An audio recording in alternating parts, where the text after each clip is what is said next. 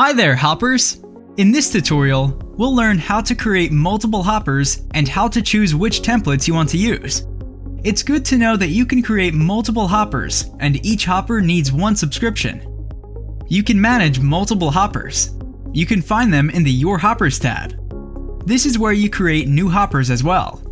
You can build them from scratch or use a template. You can always create new hoppers, but to be able to use them, you'll have to assign a subscription to them. Let's buy a new subscription.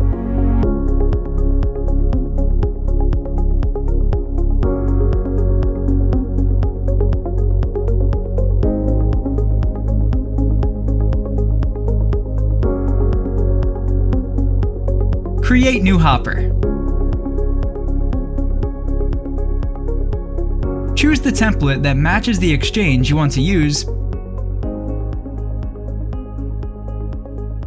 and with which currency you're going to trade. Click the Info button for more info. Click the Load button to choose that particular template. If you want to build from scratch, click the Config Wizard button.